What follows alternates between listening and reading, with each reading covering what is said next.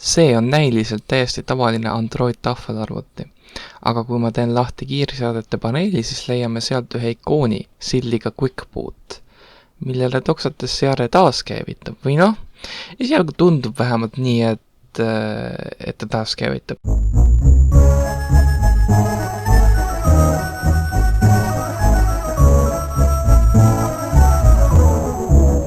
Pärast alglaadimisekraani näeme Windowsi puutimas järsku ja mõne sekundi pärast juba logimisekraani ja siis ka töölauda. See ei ole virtualiseerimise trikk, see ei ole mingi emulaator, see ei ole kaugühendus teise arvutiga, see on Windows, mis jookseb minu tahvelarvutis otse ränni peal. Aga miks on see üllatav ja kuidas on see võimalik? Üks peamisi põhjuseid, miks Windowsi jooksutamine Android-seadmetes ajalooliselt niivõrd keeruline on olnud, on see, et tavaline Windows jookseb x86 protsessori arhitektuuril. Samal ajal kui enamik Android-seadmeid on üles ehitatud ARM64 arhitektuuril, mida Windows 8.1 ja varasemad versioonid ei toetanud. Teine põhjus on see, et Android-seadmetel on Androidi alglaadur, mis oskab ainult Android-süsteeme laadida. Võib tekkida küsimus, kas me ei saa asendada seda alglaadurit, mis meie seadmes on. Teoorias jah, see on võimalik, aga üliriskantne, sest kui midagi läheb valesti ja alglaadur on rivist väljas, siis teie seade muutub telliseks, mida ei ole võimalik enam tavameetoditega korda saada. Windowsi käivitamise protsess tavaarvutites on oluliselt teistsugusem. Teie arvutil läheb püsivära, mis otsib üles seadme, kus asub alglaaduri EFI fail ning laeb selle mällu ning sealt edasi jookseb juba OPS-süsteem. Pange tähele, et see protsess on palju modulaarsem. Te ei pea ilmtingimata sisemälust käivitama. Te saate ka OPS-süsteemi laadida mingisuguselt mälupulgat ja samuti siseneda ka setup-programmi, kus saate seadistada erinevaid parameetreid ning ka seda, milliselt seadmelt peaks arvuti proovima kõigepealt käivitada. Teie Android-seadmel ei ole mingisugust setup-programmi, kuhu saaks minna telg-lahvi kordavalt toksates. Teie seade lihtsalt laadib alglaaduri püsimälust operatiivmällu ja käivitab selle. See on ainus asi, mida teie seade oskab teha. Seega ainus asi, mida me teoorias saame teha, on ahellaadida Windows Android operatsioonsüsteemi laadimise ajal. Ning see ongi see, mida Renegade Project üritab teha. Tegu on tarkvaraprojektiga, mille eesmärk on saada Windows tööle Android-seadmetes. Aga kas ma ei öelnud varem, et Windows ei toimi ARM64 arhitektuuril? Tegelikult on Microsoft alates Windows 10 toetanud Qualcomm Snapdragon protsessori, mis jooksevad ARM64 arhitektuuril. Windows on ARM ehk WA projektiga. Peamine põhjus, miks nad seda tegid, on see, et ARM-protsessorid on palju akusäästlikumad enda kiiruse kohta võrreldes näiteks AMD või Inteli protsessoritega. Siin on list kõigist seadmetest, mida Renegade Project toetab ja võib-olla märkate midagi selle loetelu juures. See ei ole eriti pikk. Rääkimata sellest, et iga seadme puhul kõik riistvara komponendid ei toimi, sest nendega ühilduvad Windowsi driverid ei ole kas leitud või projekteeritud. USB, SD-kaart, ekraan, nupud, puutetundlikkus, Wi-Fi, Bluetooth, laadimine, graafika, andmeside, audio, GPS, sensorid, kõigi nende jaoks on vaja Windowsi drivereid. Minu tahvelarvuti on Xiaomi Pad 5, nimega Nabu, ning nagu te näete, toimib mu seadmes põhimõtteliselt kõik peale kaamera ja teatud probleeme võib esineda ka USB ja aku laadimisega. Neile, kes plaanivad ka endale selle tahvelarvuti soetada Windowsi jooksutamiseks, anname paar hoiatust. Esiteks, Xiaomi alglaaduri avamise protsess on väga närvakõditav ja aeganõudev. Te saate kasutada küll Hypersploiti, et annuleerida HyperOS nõuded alglaaduri avamiseks, aga te peate ikkagi ootama 15 ööpäeva pärast seadme registreerimist Xiaomiga, enne kui te alglaaduri saate lahti teha. Seda ooteaega ei ole võimalik vahele jätta. Teiseks on küll märgitud ka selle tahvelarvuti Renegade Projecti GitHubis, aga toonitan siin igaks juhuks ka üle, et mõnedel Xiaomi Pad 5 tahvelarvutitel on riistvaratrikke, mis tõttu võite mõnikord näha valgeid jooni või muid sarnaseid probleeme ekraanipaneeliga, kui te panete seadme Windowsis unerežiimi. Kui see peaks juhtuma, taaskäivita see seada otse kohe, hoides all toitenuppu 10 sekundit, sest kui need valged joonid ekraani liiga kaua on, võivad nad ekraani jäädavalt sisse põleda.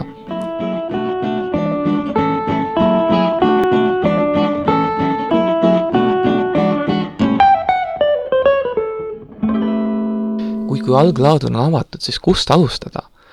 Kõige esimesena ma panin kohandatud ROM-i peale, sest mulle ei meeldi Xiaomi HyperOS. Nende õpetus küll soovitab kasutada originaaltarkvara, kui see on esimene paigalduskord, aga ma seda punkti ignoreerisin tänase video jaoks. Muide, nende õpetus on GitHubis olemas, port Windows 10.11 Xiaomi Pad 5 hoidla all, kui keegi seda otsib. Peaksin veel ka mainima, et Renegade Project ei asenda teie Android-süsteemi, see jääb alati alles. Seega, kui soovite muuretusi teha sellele, siis kohe pärast alglaaduri avamist on kõige parem aeg seda teha. Samuti on teil vaja ka seada ja ruutida näiteks Magiski kasutades, et saaksite hiljem Androidist Windowsisse tagasi bootida. Esimene punkt õpetuses on valik 3 meetodi vahel Windowsi paigaldamiseks. Ma valisin käsitsi paigaldamise, sest see tundus kõige kindlam variant automatiseeritud skriptide kasutamise asemel. Iga meetodi jaoks on eraldi õpetus ka olemas. Järgmisena on vaja käivitada seadmes kohandatud taastekeskkond, mis on sisuliselt modifitseeritud versioon TeamWin Recovery Projectist lisakeskkondega Windowsi installimise jaoks. Seda saab teha ühendades seama arvutiga alglaaduri režiimis ja käivitades arvutis käsklus fastboot ja siis tõmmise faili nimi. Kui TeamWin Recovery Project on laetud ja andmed dekrypteeritud, siis saame käivitada arvutis ADB Shellis järgmise käskluse, mis sisuliselt teeb varukoopia meie kerneli tõmmisest ja salvestab selle arvutisse. Viimane samm selles paigalduse etapis on partitsioneerida seade ehk teisisõnu võtta vaba ruumi Androidilt ja reserveerida osa sellest Windowsi jaoks. Ma tegin väikese näpuka selles paigaldamise etapis ja ei muutnud $märki soovitud suuruseks, sest ma oletasin, et see skript väikesetena jätab mu ruumi võrdselt. Ja siis ma käivitasin skripti uuesti määrates Windowsi partitsiooni suuruseks 128 GB, mis on umbes pool minu seadme sisemälust. Skript oli natuke veider ja küsis minu käest mitu korda kinnitust, aga tundub, et asi lõpuks toimis. Eelviimane ja põnevaim etapp on Windows installimine. Kuna me ei saa lihtsalt laadida mingisuguse Windowsi ISO ja sealt bootida, siis peame me käsitsi käsureal Windowsi lahti pakkima, driverid integreerima ning bootimishalduri seadistama. Ma kasutasin siin install.esd faili, mille ma eraldasin Microsofti ametlikult veebisaidil olevast eestikeelsest ISO failist. Seejärel oli vaja käivitada käsureal offline updater script. See kõrvalt laadis kõik seadme jaoks vajalikud driverid, selleks et need oleksid kohe saadaval, kui Windows esimest korda käima panna. Üks viimastest sammudest selles etapis oli käivitada BCD boot käsklus, et Windows leiaks ennast käivitamisel üles. Nüüd saame käivitada seadme alglaadurisse ning sealt bootida modifitseeritud boot tõmmise, mis alglaadib esimest korda Windowsi. See paigaldusfaas kestis umbes 7 minutit.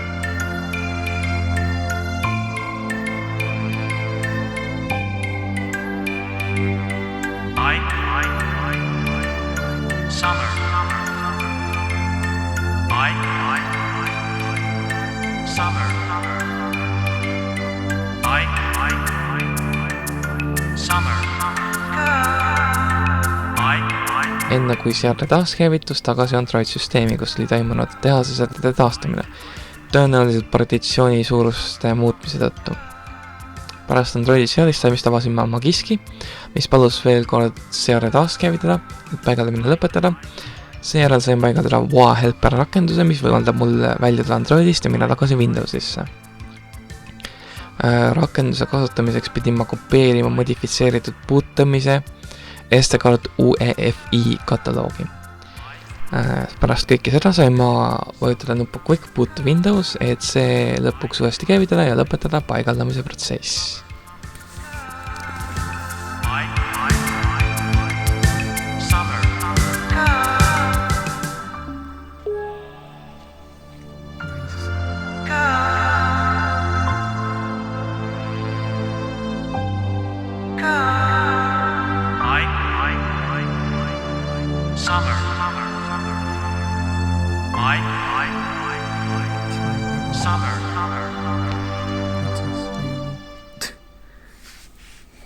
kuid nüüd teie meelelahutuseks mõned suvaliselt välja loositud väljakutse, mida ma pidin Windowsis tegema. Ja ma saan valida, et siin on igasugused jamad mul siin.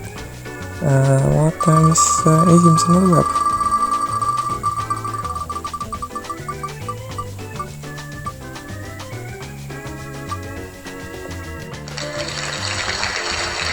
Kell on 1.07. See on, ütleme,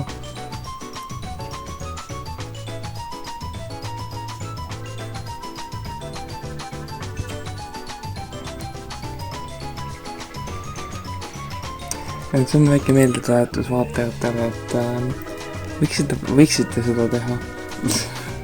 Aga miskipärast oli.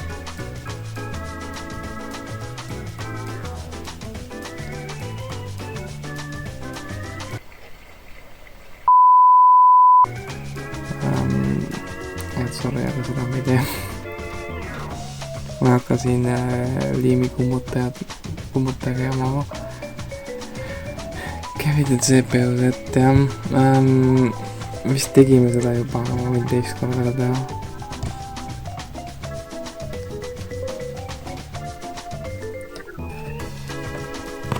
Jah, meil on Snapdragon 860. Siin on meie spekid ja me saame benchida. Vau, bench ei ole eriti kiire.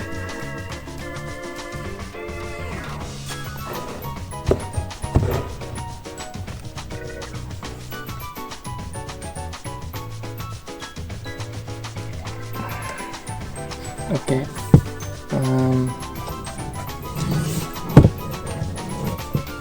Easy. Yeah.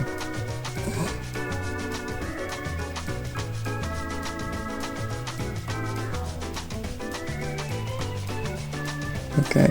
Teil on läbi tiri YouTube videolla.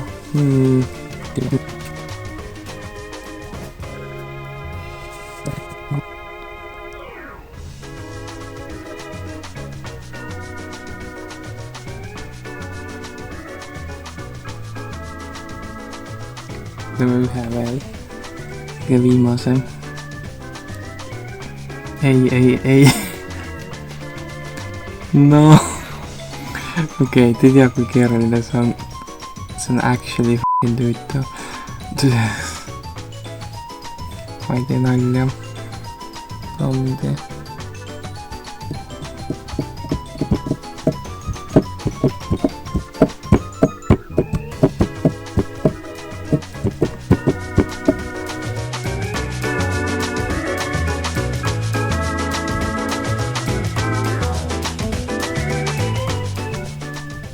What the fuck?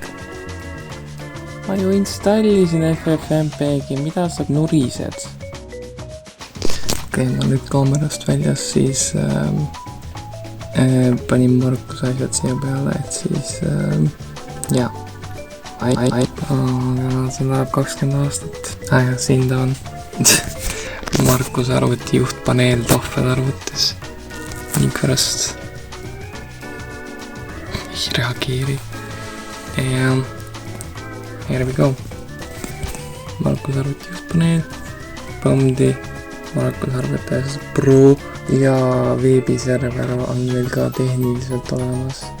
Ma vaatasin server.pi LS siis nad recognise'id see nüüd. See on mingi naljakas viga, mida ma võiksin parandada mingi hetk. Jah, luba. Arvasin, ma lubasin veel enne, aga luba ära lõppenud. Kasaskool on see port. Oh my god, okei. Jep, meil jookseb veebiserver. Tehniliselt. Uskumatu. See on väga aeglane veebiserver, aga see on veebiserver.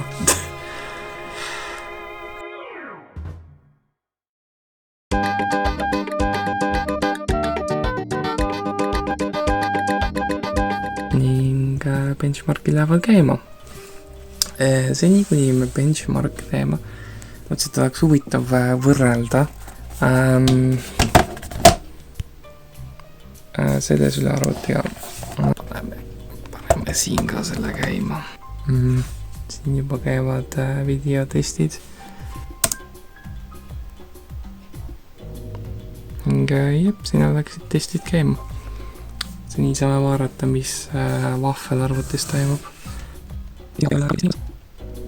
Aga ma tahaks väga tõesti teada, kumb on kiirem, kas aeglane HP sülearvuti 2016. aastast või siis Xiaomi Pad 5 tahvelarvuti hilisemast ajast.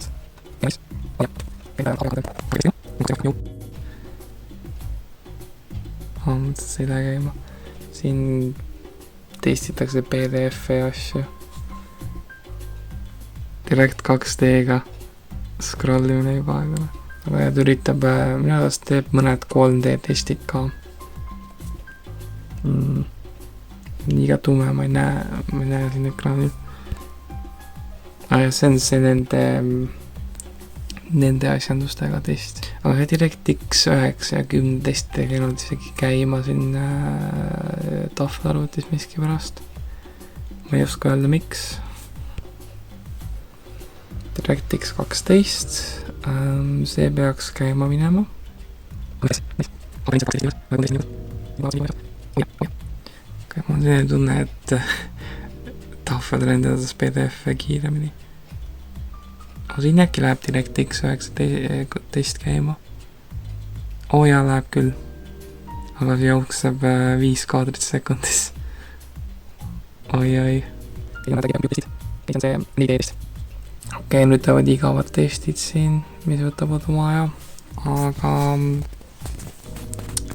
vaatame HP sülearvutit, kuidas temal läheb. Ma juba näen mõningaid numbreid. Oi.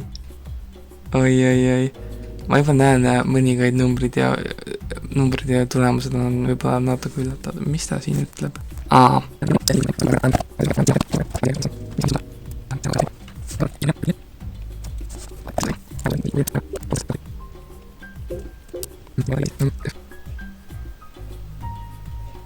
Okei, meil on viimane skoor lõpuks olemas. Samal ajal, kui see HP veel jooksutab enda teste. Aga me saame juba naerda mõnede numbrite üle. Et CPU mark 4000, eks ole. Ja see HP sülearvuti 675. Rohkem kui 7 korda kiirem või? What the fuck? See ikka testib enda ketast. Ja 2D graafika skoor 191 versus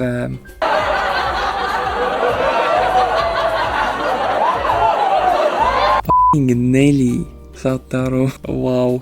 3D markil ei ole skoori miski pärast. Mälu on ka mingi pea 3 korda kiirem. Et loomoraal see HP sülearvuti on suht saast.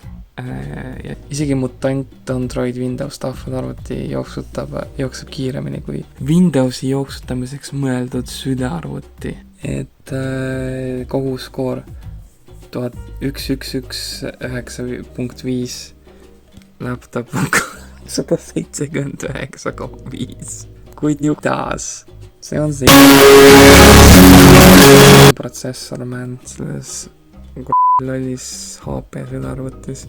See protsessori kiiruse vahe, see on ikka hämmastav. Ma ka ei oska täpselt öelda, kuidas on võimalik, et täissuuruses sülearvuti on aeglasem kui see 11-tolline tahvelarvuti. Viimane asi, mida ma näitan, on see, kuidas minna tagasi Androidi. Me oleme siin Windowsis suht kaua, lähme tagasi Androidi. Küsitakse admini, käivitatakse programm, mille nimi on sta.exe ja seale taas käivitub. Seame kinni. Nii, ja me oleme tagasi Androidi käivitamas. Tööb. Nii et jah, see on video lõpp.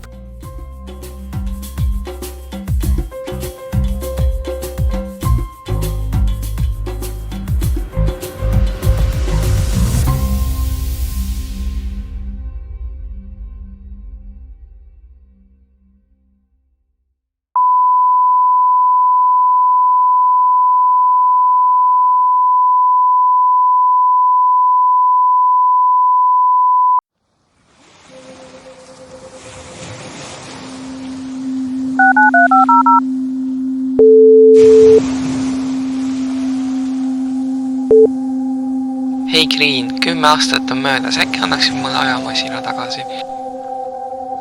ei,